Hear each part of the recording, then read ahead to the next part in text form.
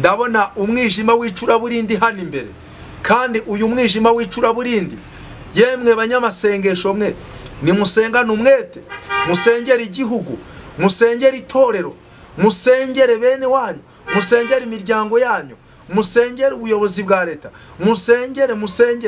musengere abantu bose, musengere iyi si. Ibyo gusengera birahari, musengere ubugingo bwanyu, kubera yuko umwijima w'icuraburindi urakubye, kandi abari mu mwuka barabibona.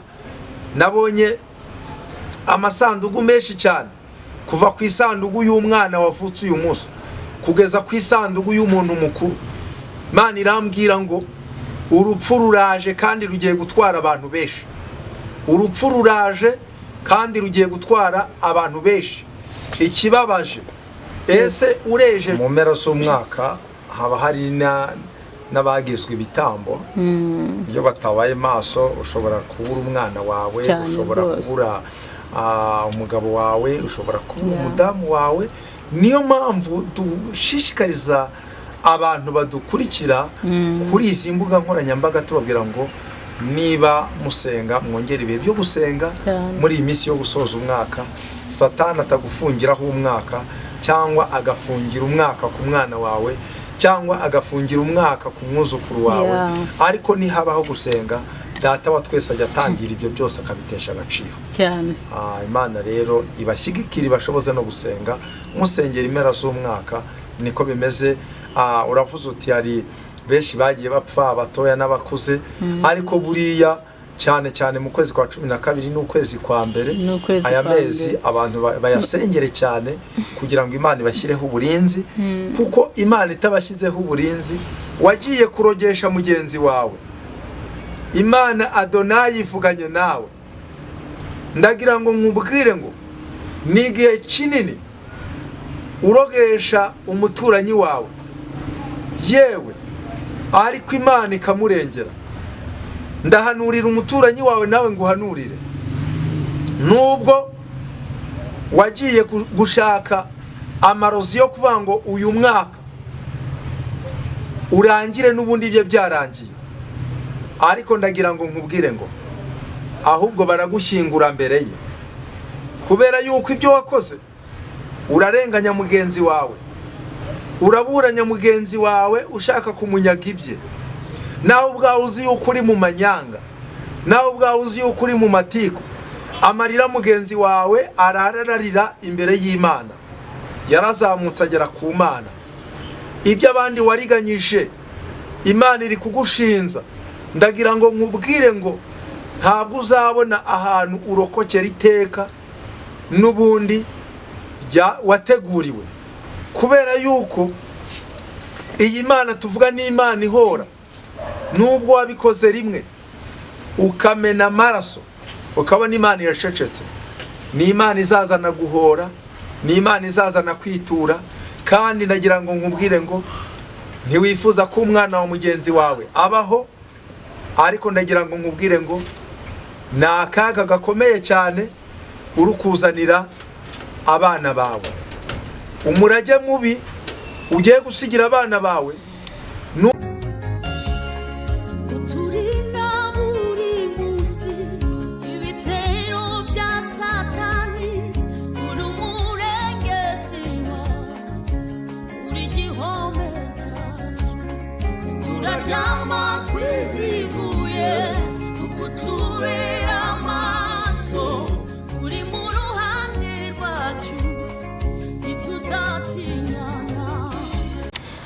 Reka tugusuze kandi tukwifurize amahoro y'Imana, tukwifurize kugubwa neza aho uherereye hose, mu bice bigiye bitandukanye, yaba hanze y'u Rwanda, yaba mu gihugu cyacu cy'u Rwanda. Turakubwira ngo turagusuhuje, tukwifurije kugubwa neza, kandi tukwifurije gutangira icyumweru cyiza. Ni ukuri, kandi wowe ubabaye turakwifuriza kumera neza. Wowe utameze neza, mera neza mu izina rya Yesu. Turi kumwe n'umukozi w'Imana, hari byinshi ari kudutegurira, mukozi w'Imana uri kudutegurira iki? Dore umwaka ugiye kurangira, tugiye gutangira umwaka wa 2025. Ese ni iki waba uri kudutegurira cyangwa uri guteganyiriza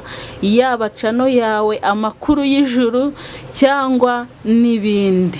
Reka ubanze utubwire muri utwo tuntu, hanyuma nurangiza urakurikizaho kutwibwira, kudusengera kugira ngo ibintu birusheho kugenda neza. Yego, murakoze cyane. Ni koko turi ku mpera z'umwaka, twitegura gutangira umwaka mushya. Yego. Hari icyo tuba turi gutegura n'ubundi ku bakunzi bacu, ari abadukurikira ku Makuru y'Ijuru TV, ari abadukurikira Kurya Ukuri TV, ari n'inshuti zacu. Tuba turimo dusenga Imana mu isengesho mfite. Muri iyi minsi ndi gusengera abantu, ariko mfite icyifuzo giteye gitya, mbifuriza kudasoza umwaka bari mu marira. Yego. Kuko iyi si irimo imibabaro, ugasanga umuntu atangiye umwaka ari mu bibazo, akawusoza ari mu bibazo, akongera agatangira umwaka mu bibazo, akawusoza ari mu bibazo. Isengesho mfite muri iyi minsi rero ndi gusenga cyane, sengera abantu banje, ari abadukurikira n'ubundi bakunda Imana, bakunda n'ijambo ryayo. Abo bantu rwose mfite kubasengera cyane, mbifuriza gusoza umwaka neza, batari mu gahinda, batari mu bwigunge, batari mu maganya, kandi Imana yamamagaye irumva kandi nzi yuko izabikora. Yego, hari n'abantu benshi ubu Satani yashyize mu gipimo cyiwe, avuga ati wowe uyu mwaka ntabwo uzawusoza cyangwa ntuzawurangiza, wowe uzakurya. Hari abantu bakunda kuvuga ngo umwaka ntuzakurya ahubwo uzawurye. Turabifuriza kuzarya umwaka neza, hanyuma uwo ntuzabarye. Hanyuma nk'abo bantu Veda, abo bantu Satani yashyize mu gipimo cye, wababwira ngo iki muri aka kanya? Kuko barahari, urabona impfu ni nyinshi cyane muri uyu mwaka. Abantu barapfuye, yaba abana bato, yaba abakuze, yaba urubyiruko. Mbese hari kugenda abantu benshi kandi beza, ukavuga ati se Mana, kuko bariya bari kuzira iki? Nk'abo bantu koko ni iki? Reka tubanze tubwire nk'imiryango yabo, tubabwire ngo pole kandi mukomeze kwihangana. Yego, murakoze cyane. Gusa ni ukwiragiza Uwiteka, kuko burya icyo namenye ni uko Satani afite umugambi mubi ku bantu. Yego. Mu mpera z'umwaka haba hari n'abagizwe ibitambo. Iyo batabaye maso ushobora kubura umwana wawe, ushobora kubura umugabo wawe, ushobora kubura umudamu wawe. Niyo mpamvu dushishikariza abantu badukurikira kuri izi mbuga nkoranyambaga, tubabwira ngo niba musenga, mwongere ibihe byo gusenga muri iyi minsi yo gusoza umwaka. Satani atagufungiraho umwaka, cyangwa agafungira umwaka ku mwana wawe, cyangwa agafungira umwaka ku mwuzukuru wawe. Ariko nihabaho gusenga, Data wa twese ajya atangira ibyo byose akabitesha agaciro cyane. Imana rero ibashyigikira, ibashoboze no gusenga, musengera impera z'umwaka. Niko bimeze. Uravuze uti hari benshi bagiye bapfa, abatoya n'abakuze, ariko buriya cyane cyane mu kwezi kwa 12 n'ukwezi kwa mbere, aya mezi abantu bayasengere cyane kugira ngo Imana ibashyireho uburinzi. Kuko Imana itabashyizeho uburinzi, hari inzozi waroteye umwana wawe zitari nziza, wajya kubona ukabona Satani ageze ku ntego, wajya kubona ukabona inzozi zisohoye uko wazirose. Ariko nuba maso ugasenga Imana, hari iby'Imana ibasha gutangira. Nasomye Zaburi ya 93:4, sanga hari ijambo riri kuvuga ngo amajwi y'amazi menshi, umuraba ukomeye w'inyanja, Uwiteka uri hejuru, abirusha imbaraga. Niba rero Imana ibirusha imbaraga, dukwiriye kwizera Imana tukayisunga, kandi ni ukuri tukayiragiza ibyacu byose, abacu n'ibyacu, natwe ubwacu tukiragiza Uwiteka. Imana ishimwe cyane. Reka tube maso, ikindi dusenge. Ntago turi kubwira bariya batanzeho ibitambo, nawe ushobora kuba utabizi barakigutanzeho. Nawe senga, wishinganishe, ubwire Imana ati Imana, uyu mwaka makurangiza kandi n'undi nzawurangize, shyiraho uburinzi bwawe bukomeye. Sibyo mukozi w'Imana? Reka tube dusoreje hano iki kiganiro, tuzakigarukaho ubutaha, ariko icyo tubabwira ngo ni ugusenga Imana mukishinganisha cyane, Imana ikarushaho kubana namwe. Ni karibu umukozi w'Imana no kudusengera, hanyuma ukanabibwira. Hari igihe haza umuntu aribwo bwa mbere kandi uwo muntu akaba ashaka kukumenya. Ni karibu. Yego, amazina yanjye nitwa Munyarubuga Vedaste, ndi umugabo ufite umudamu, nabyo burya tuba dukwiriye kubivuga. Hari umumama wamamagaye ejo bundi arambwira ati shaka ko wasengera, ariko aza kumbwira ati naye nagize ikibazo ntese, niba uyu muntu umuhamagaye adafite umudamu, ahari aho ngaho ntibishobora kuba byabangama. Atari ko nkurikirana ikiganiro cyawe, ati ngiye kureba mbona n'ubundi mu rutoki harimo ikimenyetso. Ati ndavuga nti rwose ubwo uyu we yubatse nta kibazo kumubwira ibyanjye, n'ubundi biba byoroshye. Bityo rero ndi umugabo wubatse, mfite umudamu n'abana. N'abadamu bubatse tubagira inama. Hari muri iyi minsi Satani afite umugambi wo gusenya ingo nyinshi. Hari ubutumwa amerutse gutambutsa buvuga ngo divorce nyinshi hano imbere ku bantu bakuze n'abakiri batoya. Satani yaraziteguye, ariko ibyo byose nubwo bimanuka mu buhanuzi, haba hari n'abandi n'ubundi biba byaratangiye.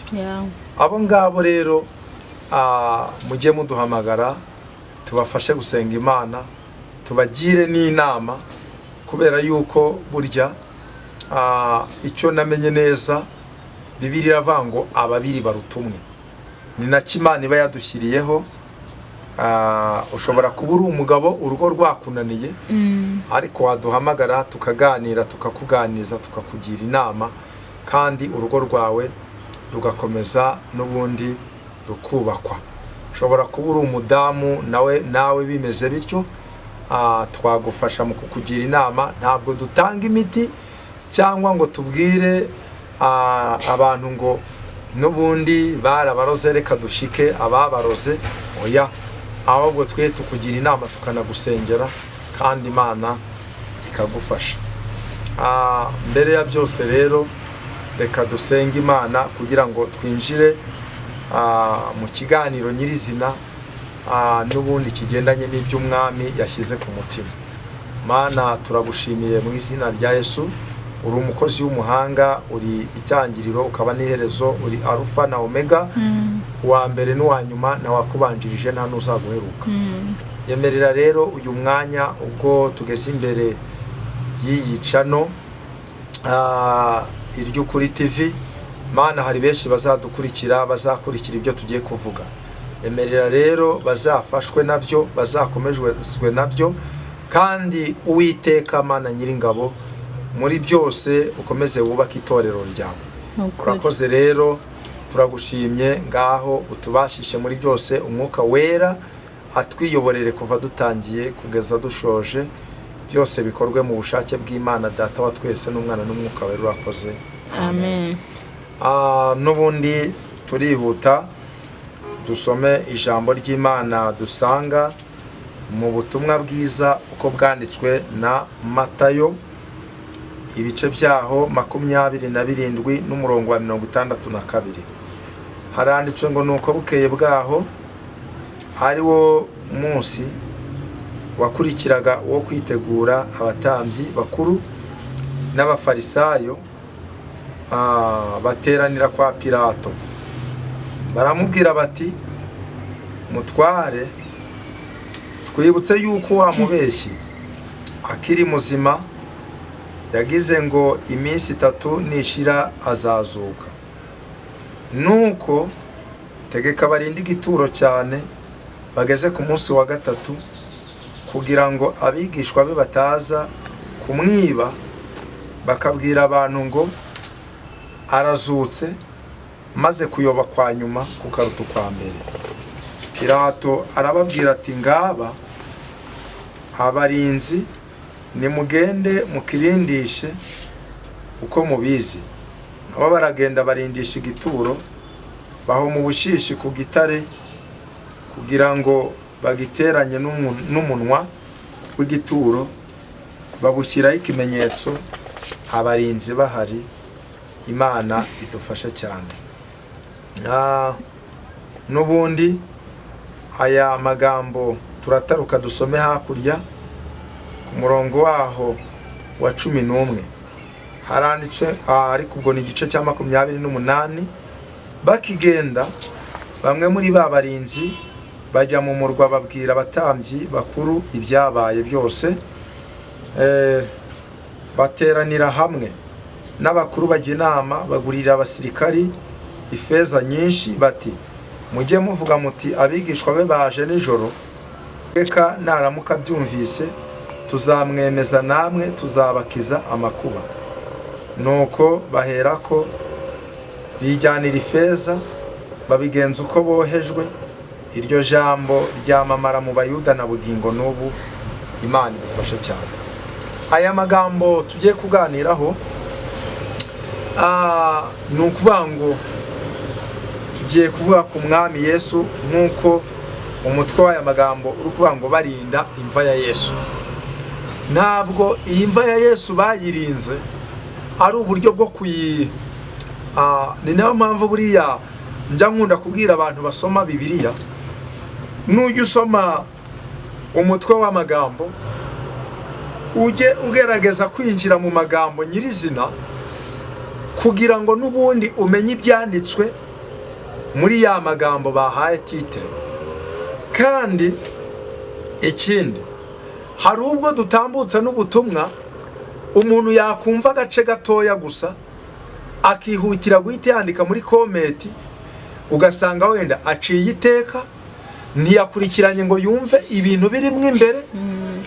Muntu uneze amatwi, niba udafite amakuru ahagije yo kumva ubutumwa bwose cyangwa se ikiganiro nyirizina ngo ube wumvishe amagambo y'icyo kiganiro, jya witonda guhita wandika, kabone ko benshi muca amateka, kandi ukurikiranye ikiganiro urasanga waciye iteka ridakwiriye, urasanga wihutiye kuvuga ibidakwiriye. Ni nk'uko wasoma uyu mutwe w'aya magambo ngo barinda imva ya Yesu, ukumva yuko aba barinzi barinze imva ya Yesu bari bafite impuhwe zo kugira ngo hatagira abangiriza igituro cye. Ariko ntabwo ariko byari biri. Ahubwo Bibiliya iratubwiye ngo Yesu amaze gupfa, Abayuda ngo barateranye, ngo bamaze guterana bateranira kwa Pilato, baramubwira bati mutware, twibutse wa mubeshya akiriho ko yahoraga avuga yuko namara gupfa mu minsi 3 azazuka. None dore ubwo apfuye, wabona abigishwa be bagiye bakamwiba nijoro, barangiza bakabeshya ngo yazutse, kuyoba kwa nyuma kukaruta kwa mbere. Buriya mureke mbabwize ukuri, magingaya iyo tuvuga ubutumwa bwiza abantu benshi babona ko twayobye, abantu benshi ntibatwemera. Ariko njyewe simba nkeneye no kwemerwa n'abantu. Kwemerwa n'abantu nta nicyo byamarira. Ni naho abantu benshi banayobeye n'ubundi, kubera yuko urasanga umuntu yifuza yuko, hari umerutse kubona muri comment yanditse ngo ariko mugabo ngo kubera iki ngo duhanurira ibibi gusa. Ariko nanjye nabasubiza, niba mushaka ubuhanuzi bw'ibyiza mukora ibyiza, ariko mu gihe ibibi bikomeje kugwira, mwakwihumuriza ngo ibyiza biraje ntabyo muzabona, mwakwihumuriza ngo amahoro araje ntayo muzabona. Ni ukuvuga ngo tuzanavuga ukuri naho twanakuzira. Nta na rimwe nzigera mbwira abantu ngo amahoro amahoro amahoro kandi abantu bakomeje kugwiza ibyaha. N'uyu Yesu rero nawe ntibamwemeye. Mu gihe cye urumva yageze aho apfa, bigera aho baterana baravuga ngo wamubeshye. Niba databuja baramwise umubeshyi, yarabazuriye abapfuye, niba databuja mwaramwise umubeshyi, yarabakirije abarwayi, niba databuja baramwise umubeshyi, yarakoreye ibitangaza hagati y'abantu, ababuze ibyo kunywa mu bukwe agahindura amazi divayi, ibinyobwa bikaboneka, ababuze ibyo kurya akabagaburira bakarya bagahaga. Njyewe naba ndi muntu ki? Muzanyita umubeshyi, munyita amazina yose mushaka, ariko njyewe ntacyo ibyo ngibyo bishobora kuntwara na gatoya. Njyewe ndi muri misiyo yanjye yo kuvuga iby'Imana. Misiyo yanjye nirangira, Imana nibona igihe cyanjye kirangiye, izankura mu isi nitahire nk'uko n'abandi bataha, kandi ku iherezo nzi yuko nzabona umugabane mwiza mu bwami bw'ijuru. Kuko niyo mpamvu dukwiriye kubwiza abantu kuri naho batugaya. Muririmbyi wa 407, iriya ndirimbo ya 407, hari aho ijya imfasha cyane muri uyu murimo, kandi ni ukuri nawe uko biri kose yagufasha mwene data. Aya magambo tugiye kuganira, reka tuvuge kuri indirimbo ya 407. Uyu muririmbyi yararimbye ngo umurimo wacu ni mwiza cyane, dushakire Yesu abazimiye. Iyo babonetse, abo mu ijuru bajya baririmba bati aratsinze. Refure iravuga ngo uyu murimo ni mwiza, n'umwami Yesu ntahwema. Dushishikare dukore, niwe udutera imbaraga. N'ubundi igice cyaho cya kabiri kiravuga ngo Uwiteka ashimirwa umucunguzi wadutoye twese ngo tube benshi, turabe intege nke, tujya twizera twe kugira ubute tumukorera. Igikurikiraho yaravuze ngo uyu murimo we tuwuhoremo, twibuke izo mbuto tuzibagare, nyir'ibisarurwa yaradutumye, tuzagororerwa tuzimuritse. Igice gisoza, mu makuba yose nibibabaza naho batugaya.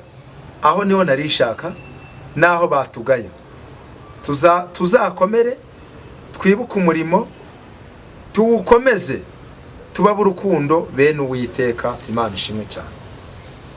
Naho batugaya, twebwe ntabwo tuzarorera kuvuga, kubera yuko ikintu cya mbere njya nkunda kuvuga igihe cyose, iyi si urimo hari uwayigushyizemo, iyi si ndimo hari uwayinshyizemo. Ariko ndagira ngo nkubwire ngo byanga bikunda azakubaza icyo wamaze muri iyi si. Urava mu cyaha nk'uko abakire basimburanye imyenda. Ubundi umukire umwenda yambaye none ejo siwe yambara, cyangwa se abasirimu umwenda yambaye none ejo siwe yambara. Nawe urasimburanye ibyaha nk'usimburanye imyambaro. Wabaye umusirimu wo mu byaha, uyu munsi urasambana, ejo ukajya mu bapfumu, ejo bundi ukabeshyera abandi, ejo bundi ukabusamya inda, ejo bundi ukabuyikuyemo. ejo bundi ukajya gucisha inzaratsi ukenyereye ku migi, yewe wamenyereye n'ubundi kugenda mu bapfumu, wagiye kurogesha mugenzi wawe. Imana Adonayi ivuganye nawe. Ndagira ngo nkubwire ngo ni igihe kinini urogesha umuturanyi wawe, yewe ariko Imana ikamurengera. Ndahanurira umuturanyi wawe nawe nguhanurire. Nubwo wagiye gushaka amarozi yo kuvuga ngo uyu mwaka urangire n'ubundi ibyo byarangiye, ariko ndagira ngo nkubwire ngo ahubwo baragushyingura mbere ye, kubera yuko ibyo wakoze urarenganya mugenzi wawe, uraburanya mugenzi wawe ushaka kumunyaga ibye. Nawe ubwawe uzi yuko uri mu manyanga, nawe ubwawe uzi yuko uri mu matiku. Amarira mugenzi wawe arararira imbere y'Imana, yarazamutse agera ku Mana. Ibyo abandi wariganyije Imana iri kugushinza. Ndagira ngo nkubwire ngo ntabwo uzabona ahantu urokokera iteka n'ubundi wateguriwe, kubera yuko iyi Mana tuvuga ni Imana ihora. Nubwo wabikoze rimwe ukamena amaraso ukabona Imana iracecetse, ni Imana izazana guhora, ni Imana izazana kwitura. Kandi ndagira ngo nkubwire ngo ntiwifuza ko umwana wa mugenzi wawe abaho, ariko ndagira ngo nkubwire ngo ni akaga gakomeye cyane uri kuzanira abana bawe. Umurage mubi ugiye gusigira abana bawe n'ubu umuturanyi wawe babaho, nuko utifuza ko mugenzi wawe aheka nk'abandi babyeyi.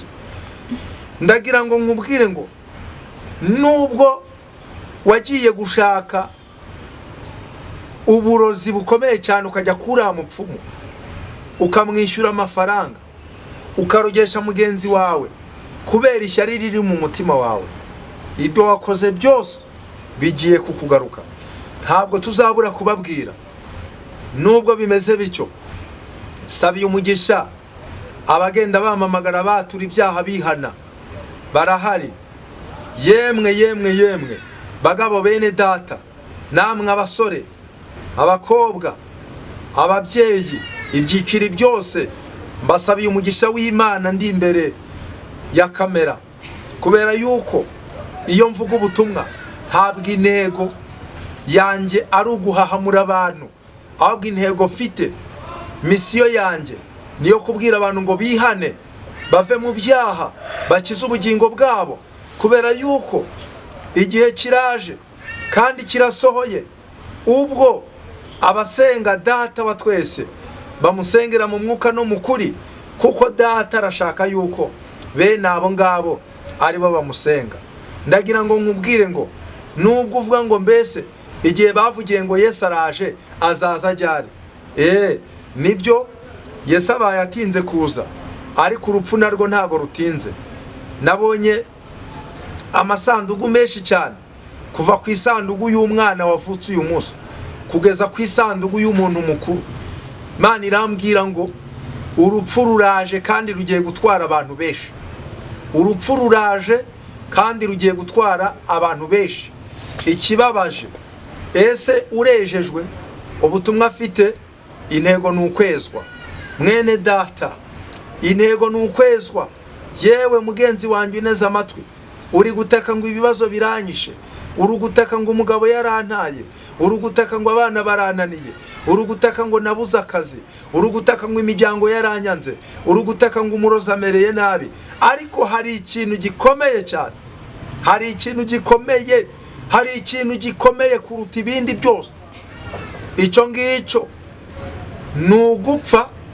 Wamara gupfa, ubundi nyuma yo gupfa ukazabura ubugingo, kandi wari warahawe igihe cyo gukora.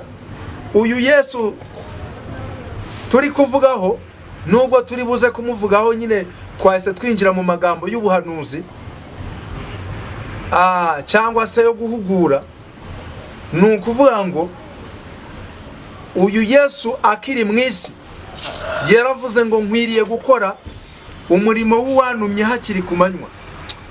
Lopetekere shise faine arebekuwa sikaya rontrere shise faya mando. Aravuga ngo nkwiriye gukora umurimo w'uwantumye hakiri ku manywa. Aravuga ngo bugiye kwira ni igihe umuntu atabasha gukora. Kandi aravuga ngo nyiri mwisi ndi umucyo w'isi, ndabona umwijima w'icuraburindi hano imbere. Kandi uyu mwijima w'icuraburindi, yemwe banyamasengesho mwe, nimusengane umwete, musengere igihugu, musengere itorero, musengere bene wanyu, musengere imiryango yanyu, musengere ubuyobozi bwa leta, musengere abantu bose, musengere iy'isi. Ibyo gusengera birahari, musengere ubugingo bwanyu, kubera yuko umwijima w'icuraburindi urakubye. Kandi abari mu mwuka barabibona, ariko abari mu mubiri abo ni babandi batangira gutukana batariko kukimuhanura ibibi. Ntabwo duhanura ibibi, ahubwo turabacyaha, tubacyahisha ijambo ry'Imana. Iyaba mwumviraga ubutumwa bwiza mukemera guca bugufi mugakizwa, iyaba yemwe mwemeraga kwihana mugahindukira, Imana yagerura, Imana yakuna muri inkota yayo, kandi tukagira amahoro, tukagendera mu mahoro, tukagendera mu bwiza bw'Imana dutuje, turi mu byishimo. Ariko Uwiteka aravuga ngo nibatavuga iby'iryo jambo rigendanye no gukiranuka, nta museke uzabatambikira. Bazanyura mu gihugu ari abihebe, ari abashonji, ndetse ngo nibararama icyo bazabona ni amakuba n'ibyago. Ngo umubabaro nubageraho ngo bazatuka Imana n'umwami. Ariko ndagira ngo nkubwire ngo nubwo bimeze bityo, Imana yacu nubwo uhereye kera kose ibintu by'Imana abantu batabyemera, ariko igihe kiragera iby'Imana bikigaragaza. Uyu Yesu baravuga bati mutware, niko twasomye bati mutware nubundi shaka abasirikare bagende bajye ku gituro barindiriye amva. Barindiriye amva kubera yuko uriya mubeshya kiriho. Twumvishe ahora yivuga ngo azapfa ku munsi wa gatatu azuke. None uriya mubeshyi ubwo yakunze kubivuga, abigishwa be bashobora kuza bakamwiba, barangiza bakabeshya bakavuga ngo nubundi ngo yazutse, ubuyobe bukarutaho kugwira cyane. Ubu ngubu tuvuga ubutumwa, abantu benshi mukadufata nk'abayobye, ariko igihe kiraje mubone yuko tutayobye. Igihe kiraje mubone yuko tubabwiza ukuri. Igihe kiraje niho muzamenya yuko ubuhanuzi bwatambukaga mwumva kandi mukabipinga. No mu gihe cya Nowa nuko baramupinze, ariko igihe kigeze niho babyemeye, igihe cyarangiye.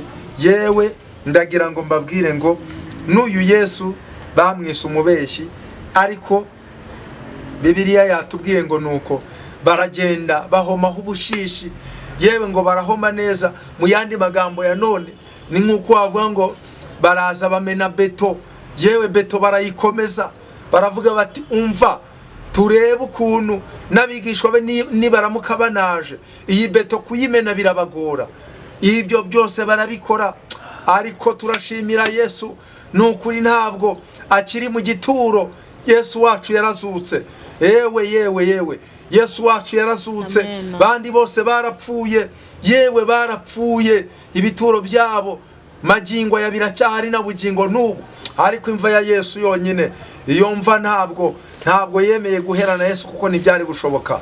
Kandi yagiye kudutegurira umwami wacu, yabaye umuganura. Nukuri arimo arategura, arimo aradutegurira ahari ngo natwe tuzabeyo. Ndabashishikariza nubundi gukunda Yesu, ndabashishikariza kuba inshuti ya Yesu. Nubwo muri iyi minsi hari ibiganiro byinshi bihitinze, ugasanga abantu baraterana amagambo, ugasanga umuntu arakora ikiganiro kuri runaka, abantu bagashamamarira kureba ibyo byose no kumva ibyo byose. Ibyo byose rimwe na rimwe ni umugambi Satani afite wo kugira ngo akomeze ahuza abantu ijambo ry'Imana, abantu bagira ibyo barangamiye. Ndabaha urugero, murebe mu macano yitwa amacano ya gospel cyangwa se amacano y'iyobokamana, urebe chano iraza ibwira abantu ijambo ry'Imana, urasanga ayo macano ari makeya. Ariko turababwira ngo nimuhindukire muve mu byaha. n'abavuga ngo bari kubwira abantu ijambo ry'Imana, niyo bandi bari kuvuga ngo ikurisha indege, ni bandi bari kuvuga ngo irakuzamuye, ariko ikuzamura no kukumanura yakumanura. Niba bandi bari kuvuga ngo n'ubundi ngo Uwiteka Imana ngo n'ubundi ngo aguhaye visa, ariko ndagira ngo nkubwire ngo nubwo yaguha visa n'abazifite bose ntabwo ariko baguwe neza, ahubwo Uwiteka Imana agenderere umutima wawe wihane. Kandi amagambo ufite navuga ngo abantu nibahunge bave muri Babuloni, kuko uyu murwa witwa Babuloni nakabuza iherezo ryawo ugiye kurimbuka. Uyu murwa witwa Babuloni, uyu murwa w'abasinzi n'abasambanyi, uyu murwa w'abarozi, uyu murwa w'inkozi z'ibibi zica abagabo babo inyuma. Ugasanga umuntu yamenyereye gusambana agaca umugabo w'inyuma akajya gusambana n'undi mugabo, ugasanga umugabo nuko nguko aca inyuma y'umugore bakajya gusambana. Mwa nkozi z'ibibi mwe, Uwiteka Imana araje, nubwo abigisha bababwira imigisha mwaramenyereye gusambana, nta mugisha w'abasambanyi, nta mugisha w'abicanyi, nta mugisha w'abanyabyaha. Yemwe ndagira ngo mbabwire ngo yemwe abaneza amatwi mwe, ni mu ntega amatwi mwumve neza. Umva, nubwo Yesu bamupinze ariko igihe cyarageze, ntago byatinze. Yesu yaramamaye, uragera hirya no hino n'abamuvuga mu buryarya, ariko Yesu yaramamaye, ururimi rwose ruravuga Yesu. Uragera mu nsengero ugasanga baramuririmba, uragera mu modoka ugasanga baramuvuga, uragera hirya no hino ugasanga baramuvuga. Nubwo ibintu byose by'Imana biri mu kuri bitemerwa, ariko kuri finali bijya byemerwa yuko ari Imana yavuze, kandi Imana ikigaragaza. Imana ishimwe cyane. Yesu rero ngo marayika yaraje abirindura igitare, ngo nuko Yesu ava mu gituro. Yesu amaze kuva mu gituro, abasirikare ntibamenye igihe filime yatambukiye, ngo nuko babibonye baratangara. Haleluya.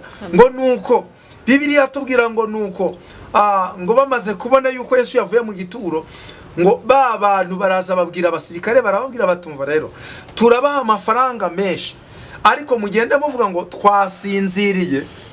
Baraza baramwiba. Noneho ngo abandi abo basirikare bo biyakirira amafaranga, baravuga bati ntacyo bitubwiye, ubundi se icyangombwa nuko twe twibonera amafaranga. Barangije inkuru iramamara ngo twasinziye.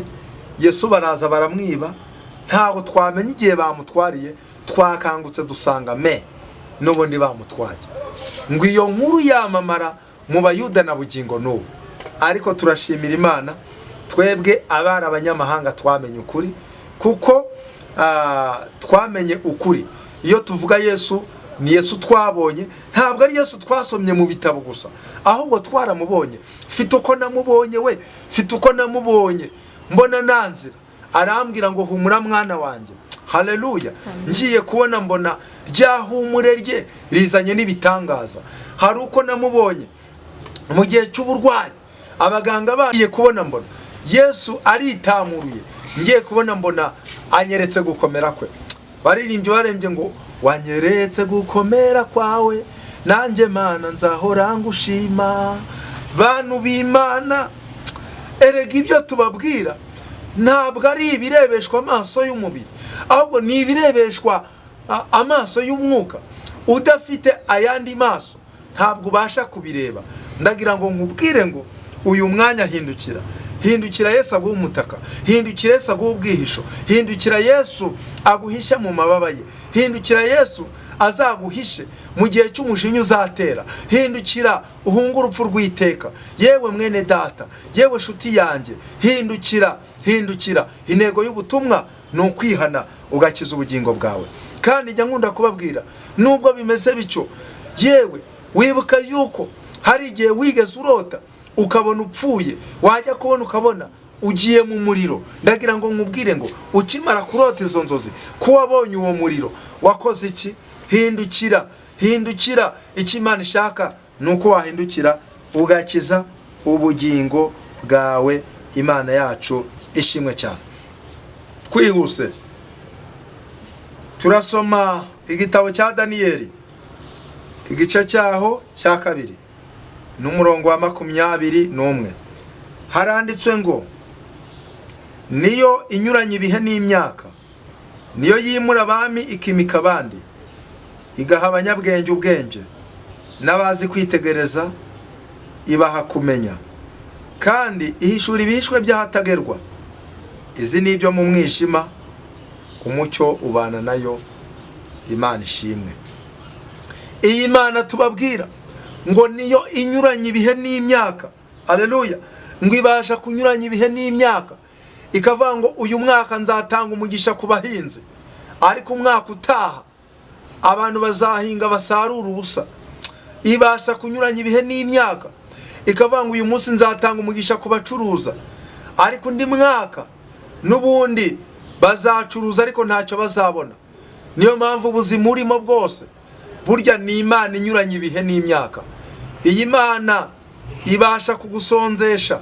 Hari korali yaririmbye ngo ishobora kubabaza umuntu kandi namwemera, ubwo nibwo bumana bwayo. Ngo ishobora no gutinda mu bibazo byawe kandi igeze kuri bikemura, ubwo nibwo bumana bwayo. Ndagira ngo nkubwire ngo burya iyi Mana tuvuga ijya inyuranye ibihe. Wari umukire ejo agakena, wari umukene ejo agakira.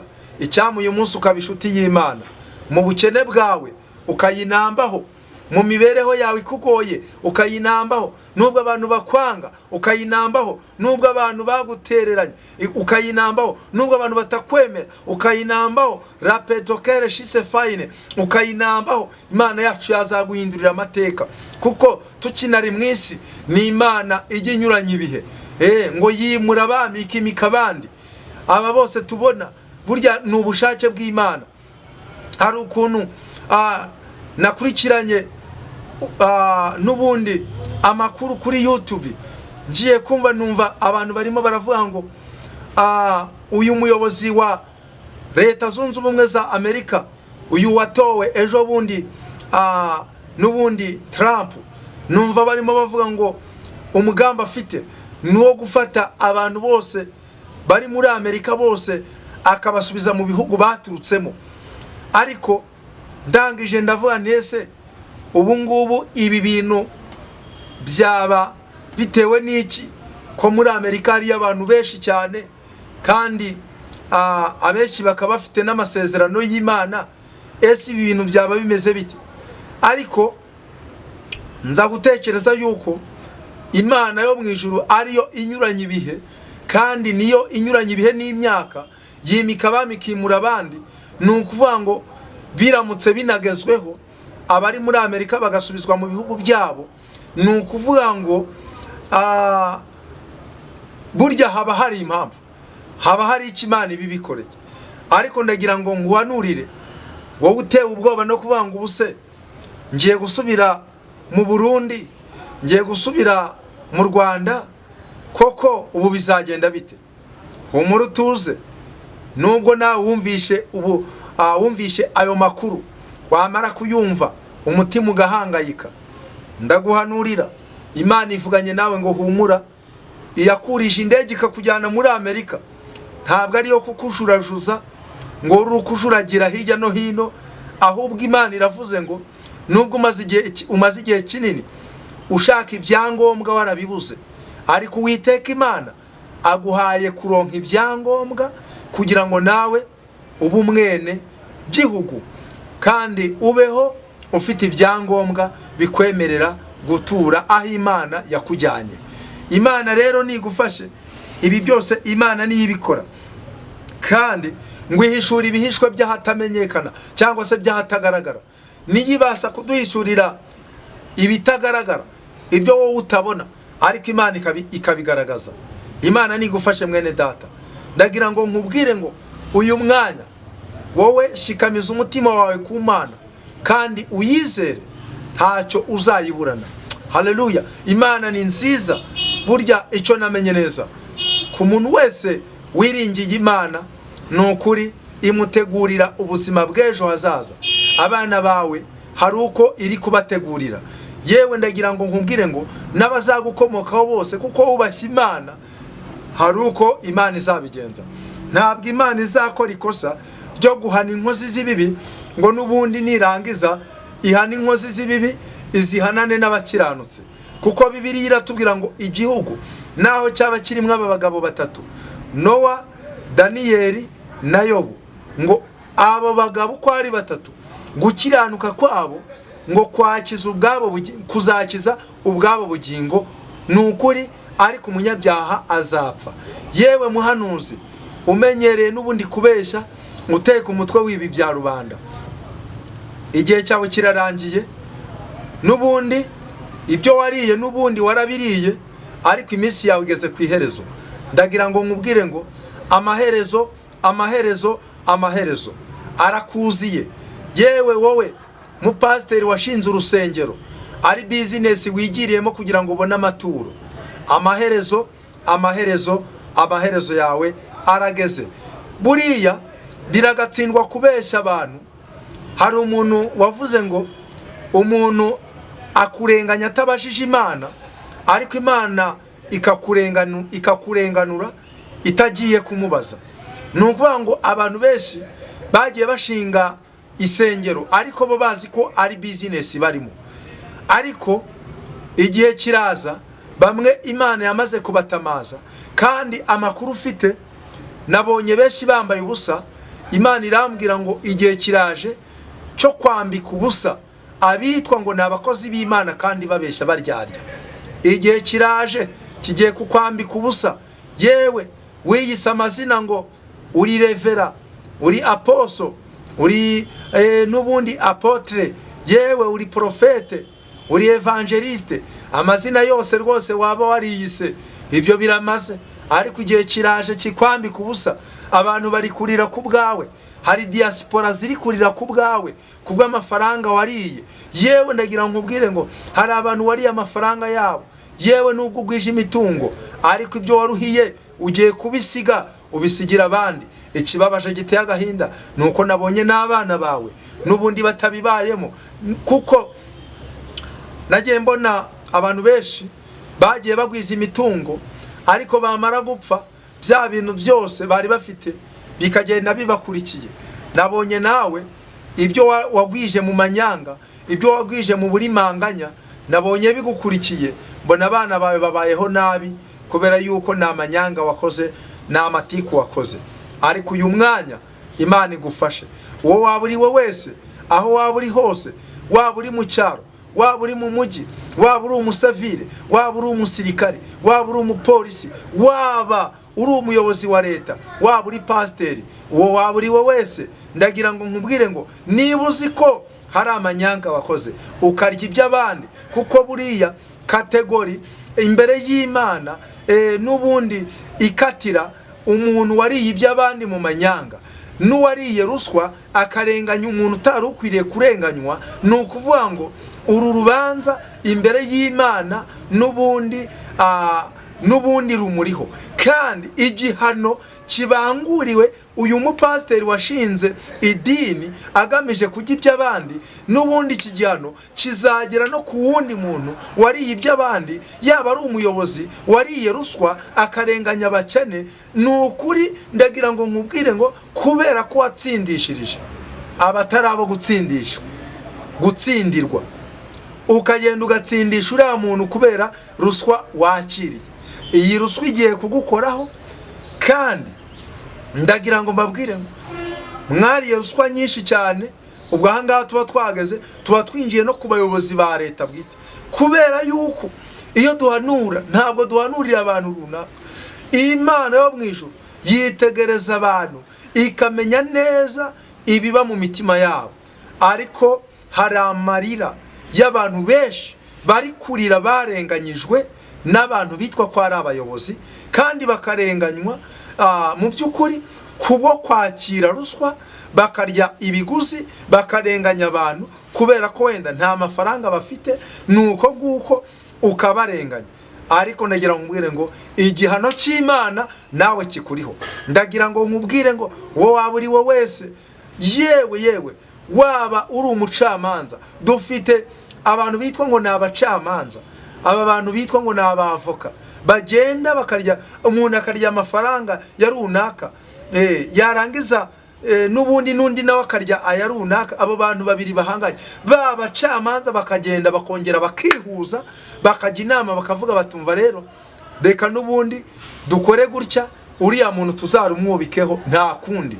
Nuko nguko igihano cy'Imana kirakuziye kandi bamwe ni n'abakristo bajya no mu nsengero, ariko nagira ngo mbabwire ngo akaga karabaziye sinzi icyo Imana itakoze ngo ibwira abantu.